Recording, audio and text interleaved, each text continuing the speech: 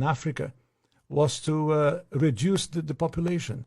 So to give aid to countries in Africa, not clean water and schooling and things like that, but contraception and abortion, in order to shrink the population of Africa, because they have great mineral resources there. That sounds diabolical. It is, yes. That sounds like something conceived in the mind of Margaret Sanger. Yeah, definitely. And so at the time, Kissinger and those involved with the Carter administration wanted to shrink the population, make sure that the Africans do not develop and do not use the resources for themselves, because we in the States, we need them. There is a concerted effort of foreign powers to control the population of Africa.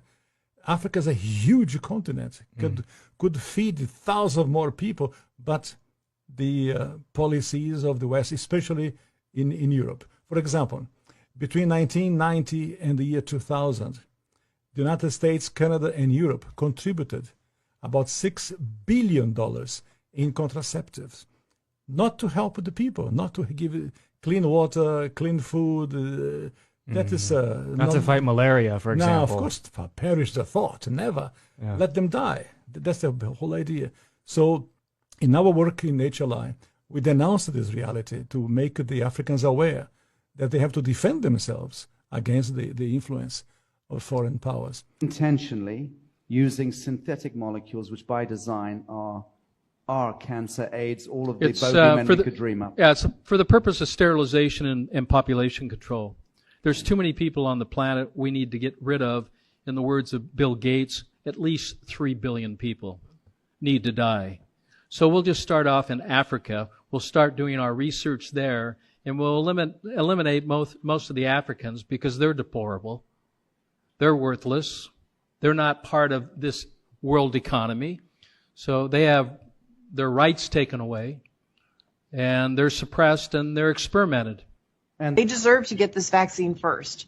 And from there, you want to do tiering in various countries to make sure your most vulnerable populations get it. In our country, that would be blacks and Native Americans, blacks and Native Americans, blacks and Native Americans. And if you are black or African American and you're listening to this, you need to know the truth about how you are being targeted for extermination. You and your children and your grandchildren and your parents. You are all being targeted for extermination. Now, to some extent, we are all being targeted in different ways because there is a depopulation agenda that wants to reduce the entire global population to about 1 billion people. But it seems, from observing the way they're doing this, they sure do want to get rid of black people first. And they're actively doing it. It's happening right now. It's right under your nose. Most people have no clue that it's going on. And the scientific community is working to exterminate you. It's the scientists. It's the pharmacology evildoers. It's the drug companies. It's the vaccine companies. It's the abortion providers. Most of you should have heard about this by now. Two French doctors during a TV debate were discussing testing coronavirus vaccines on people in Africa. One of the doctors, Jean-Paul Mira, said they should do the study in Africa since there are no masks, no treatments, no resuscitation, just like as it is done elsewhere for some studies on AIDS. With over 1.2 million confirmed cases worldwide at the time of this recording, the African continent currently has the least cases of coronavirus in the world, 8,701, with the majority of the cases being in South Africa. So it seems asinine to recommend testing a vaccine in Africa when the majority of the cases are in Europe, Asia, and North America. It would make more sense to leave Africa alone. Test the vaccine on healthy people in their country. If they believe in their vaccine so much, why don't the doctors test it out on themselves since they're going to be face to face with infected people on a daily basis, instead of using African people as their guinea pigs? Letters with Cymer's official letterhead were found suggesting that the CIA and British intelligence had involvement in the mass genocide. Alexander Jones confirmed on camera that Cymer had operated with the support of the CIA and British intelligence, used bogus vaccinations to spread HIV virus in the SADC region. He says we were at war, black people in South Africa were the enemy. He confessed that he and his Cymer colleagues spread the virus in the 80s and 90s under the command of their leader, Keith Maxwell. I'm going to play a few clips of this interview so you can see how important it is that we don't fall for these tactics again. And he was experimenting on black people. He was running a number of clinics in the black townships. Yes. Pretending to be a medical doctor. Offering medical assistance to black people at a very low cost.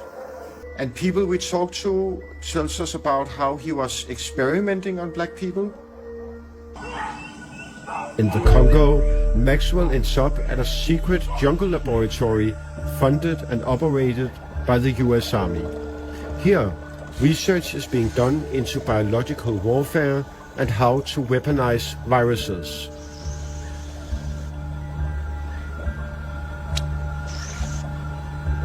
So, simply put, what is CIMAR? CIMAR was a clandestine mercenary organization for hire. Financed by whom? Financed by foreign governments. Well, it was clandestine operations. We were involved in coups, taking over countries for other leaders. We were involved in Mozambique, spreading the AIDS virus through medical conditions. One of the things was that we went into African countries. And how was that done exactly? Through inoculation.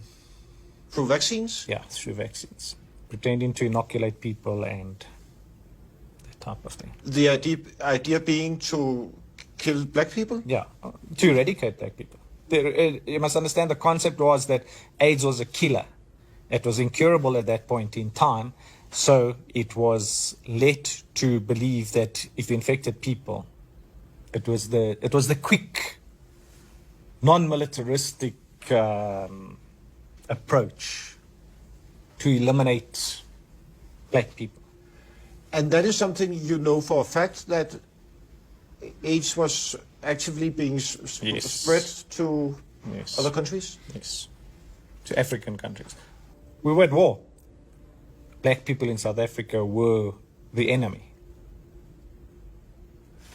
But so it was about white supremacy? Definitely. Definitely trying to retain the white supremacy on the African continent. And furthermore, he tells us that the purpose of Maxwell's clinics in and around Johannesburg was to infect black people with HIV. These were research facilities for them to inject people with a solution to see that they prevented AIDS in it. In the meantime, they were injecting people with AIDS. And he was only working on black people in these clinics? Yes, yeah. For almost nothing? Yeah, but that's what I'm saying. So you know what, I mean, what easier way to get a big guinea pig that you live in the apartheid system, black people have got no rights, they need medical treatment. There's a white philanthropist coming in and say, you know what, I'll open up these clinics and I will treat you, I will do this, and meantime, you actually the wolf in sheep's clothing. That's gruesome. We may be poor, but we are not stupid. We can read when they write on the vaccine that this is not for distribution in the United States, and this cannot be used in the European Union. This injection cannot, this vaccine cannot be used in Europe. They're even telling you that this is not for us, because they've got some other substandard stuff that they make for us. How do you know the injection that was given to President Biden is the same vaccine that is coming here? You didn't check it when they put it on him. You have not compared that vaccine to the vaccine you have received. You can watch it on CNN and say, even President Biden got a dosage of it. Are you sure? Did you see it? Did you get the drop and analyze it, that it's the same drop getting into an African's body? I think that we need to be more responsible. And our salvation outside God will be by responsible governments on the continent of Africa. Corrupt governments, those who are just looking for money from the West, are going to kill their people like fools. We shall die like fools if we have a government which is corrupt and is only waiting to be given money by the international community.